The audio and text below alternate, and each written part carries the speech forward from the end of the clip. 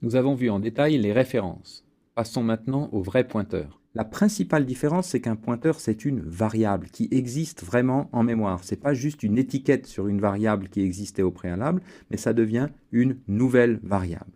Pour bien comprendre ce dont il s'agit, il faut d'abord savoir que les variables, en général, sont identifiées par une adresse en mémoire. Supposons par exemple que j'ai une variable x qui existe en mémoire, qui contient quelque chose, peu importe, et que je regarde donc la mémoire comme ça au fur et à mesure que j'avance. À un certain endroit, la valeur de x va commencer par être écrite en mémoire sous forme binaire, et puis à un autre moment, ça sera autre chose, d'autres variables. Et bien donc cette variable x est identifiée par son adresse, l'endroit où elle démarre en mémoire. On peut donc prendre l'adresse en mémoire d'une variable. Et un pointeur, c'est rien d'autre, justement, qu'une variable qui contient l'adresse d'un autre objet qui existe en mémoire. Un pointeur, c'est donc bien une variable contenant l'adresse d'une autre variable. C'est en somme une variable de variable. Exactement comme le signet sur un site internet que j'ai pris dans l'exemple d'introduction est une adresse d'un site qui existe par ailleurs.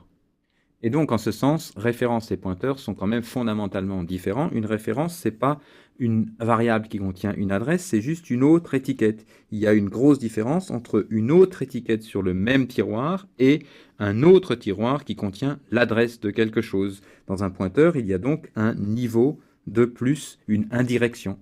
Un pointeur, c'est donc vraiment comme une page d'un carnet d'adresses, une page sur laquelle on ne pourrait écrire qu'une seule adresse à la fois. Et je voudrais maintenant utiliser cette analogie pour illustrer tout un tas d'applications concrètes d'utilisation des pointeurs dans les programmes. Ces différents cas vont être ici illustrés par de la syntaxe C++ que vous n'avez pas encore vue et qui sera présentée dans la prochaine séquence vidéo qui présente les aspects plus pratiques, plus techniques.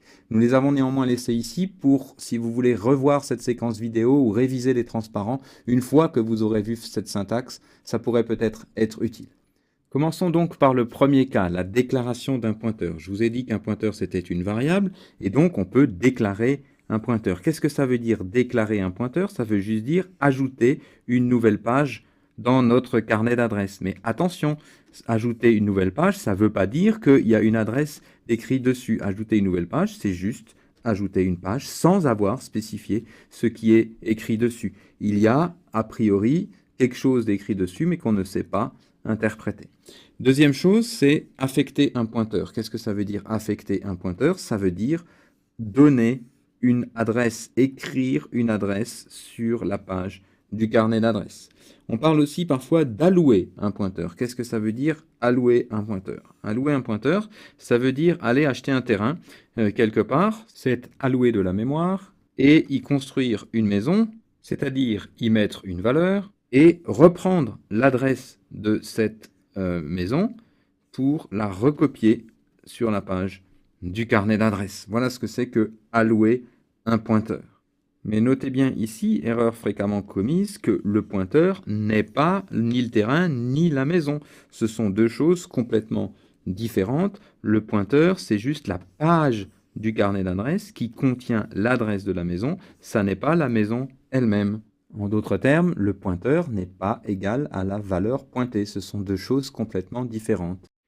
Dans le cas d'une page d'un carnet d'adresses qui possède l'adresse d'un terrain qu'on avait acheté, qu'on avait alloué, libérer un pointeur, ça veut dire simplement que l'on autorise maintenant la mémoire à réutiliser cette zone, que cette zone n'est plus notre propriété, qu'on peut donc la réutiliser librement par ailleurs, et donc cette zone n'est plus notre propriété. Alors attention, libérer un pointeur, et en fait c'est un abus de langage, c'est libérer le terrain pointé, ça ne veut pas dire que l'on a effacé la page du carnet d'adresse. L'adresse est toujours là. Et c'est donc une erreur fréquemment commise que de réutiliser l'adresse d'un terrain qui ne nous appartient plus. C'est bien la raison pour laquelle plus tard on vous conseillera d'effacer la page du carnet d'adresse une fois que vous avez libéré le pointeur. Copier un pointeur, c'est exactement ce que vous faites lorsque vous donnez une adresse à une de vos connaissances. Quand vous donnez une adresse à une de vos connaissances, elle recopie l'adresse que vous lui donnez dans une page d'un carnet d'adresses. Elle ne va pas copier la maison dont vous avez l'adresse. Vous ne passez pas la maison en entier, vous ne passez que l'adresse, vous recopiez l'adresse. Voilà ce que ça veut dire, copier un pointeur, c'est échanger des adresses. Enfin, de même, effacer ou annuler un pointeur, c'est simplement effacer la page du carnet d'adresses. Notez en particulier que si cette adresse était l'adresse d'un terrain que nous avions alloué donc, en mémoire, effacer le pointeur ne libère absolument pas le terrain en question. Le terrain est toujours occupé et toujours utilisé. Donc, il faut au préalable détruire le pointeur avant de l'effacer. Voilà, j'espère que cette analogie vous aidera à plus facilement pratiquer avec les pointeurs, mieux comprendre ce qui se passe. La prochaine séquence vidéo va vous montrer comment réaliser concrètement tout ceci en rentrant dans les détails de la pratique des pointeurs.